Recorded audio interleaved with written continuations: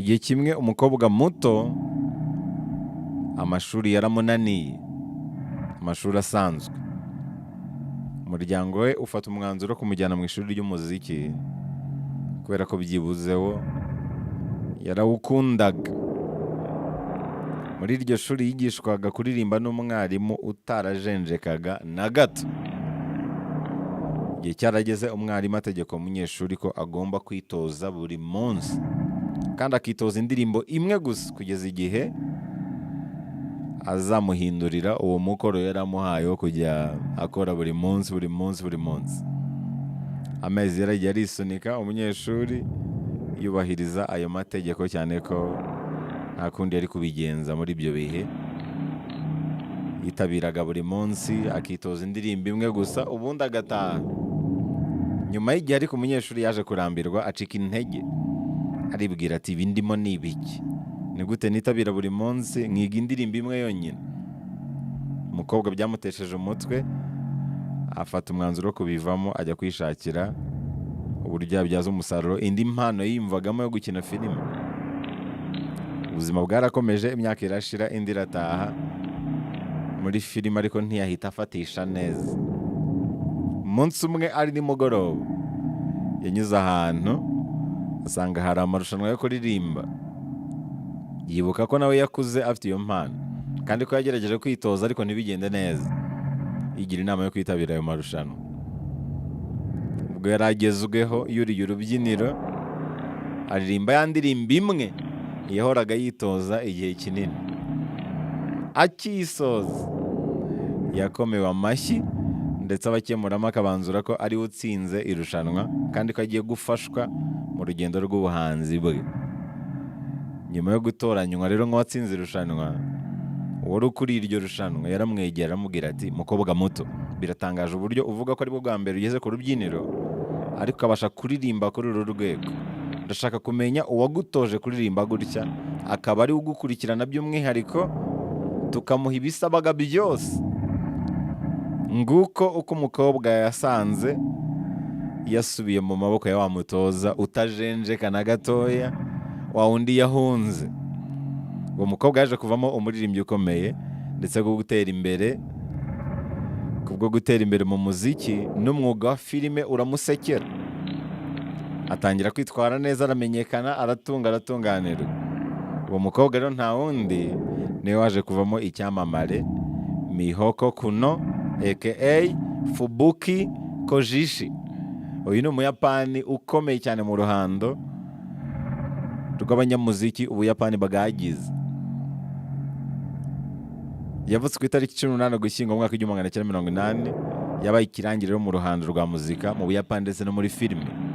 Ariko urugendo rwe rwa muzika abantu bashobora kurwigiramo amasomo akomeye cyane y'ubuzima. Ni nayo nifuje kugusangiza uyu munsi. Isomo rya mbere twakwigira kuri kano gakuru ni irijyanye n'uriya mutoza.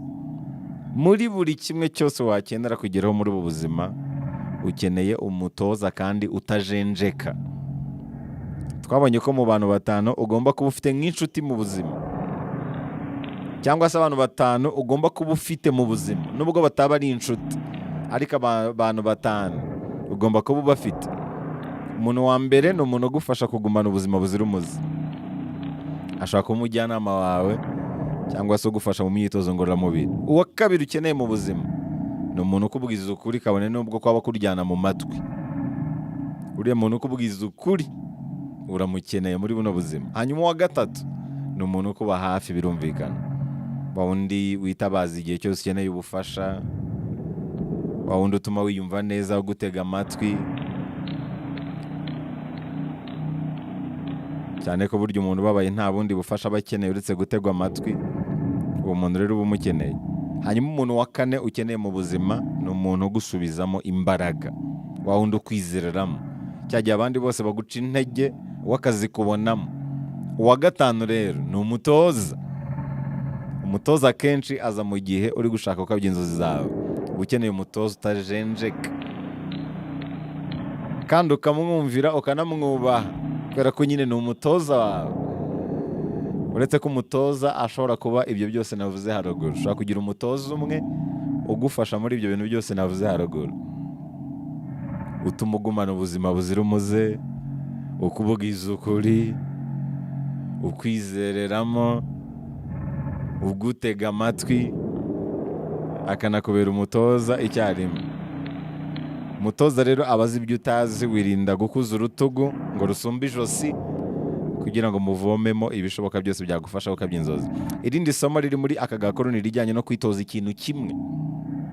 Umuhanga yigeze kuvuga ngo aho gutinya umugabo witoza gutera imigeri 1000 itandukanye icyarimwe, natinya umugabo witoza gutera umugeri umwe inshuro 1000. Umuntu witoza imigeri 1000 itandukanye biragoye ko yatsinda urugamba arwanamo n'umuntu witoza umugeri umwe inshuro 1000. Tekereza nawe imigeri 1000 itandukanye kuyitoza mu gihe kimwe. Buri uko ugiye kwitoza ukitoza gutera imigeri 1000 kandi itandukanye, uwo muntu ntashobora gutsinda wa muntu ugenda akitoza umugeri umwe gusa inshuro 1000. Bivuze ko ari byiza kwita ku kintu kimwe, akaba ari cyo ushyiraho umutima, imbaraga n'ubwenge bwawe bwose, ukacyitoza kugeza ubwo uba uwa mbere muri cyo. Nta kabuza iyo uri mu kintu kimwe mu buryo bwuzuye, biranashoboka ko wakwisanga no mu bindi byose. Ariko iyo uri muri byose mu buryo butuzuye, burya nta na kimwe uba urimo bya nyabyo. Isomo rindi ry'agashinguracumu twakwigira kuri iki cyamamare ni uko ikosa rikomeye utazigera ukora mu rugendo rwo gukabya inzozi ni ukumanika amaboko. Niba ikintu kiri mu murongo w'inzozi zawe, ntuzigere umanika amaboko. Niba ari ukurambirwa gusa, wibivamo, komeza umutsi. Niba bitari kugenda neza, fata akaruhuko, ariko ntuzigere ubivamo. Ntugakore ikosa ryo kumanika amaboko ku kintu ufata nk'inzozi zawe. Hari impamvu ibintu byawe bidahita bikunda, Imana iba iri gushaka ko ubanza kubikamirikamo, ukabikomereramo.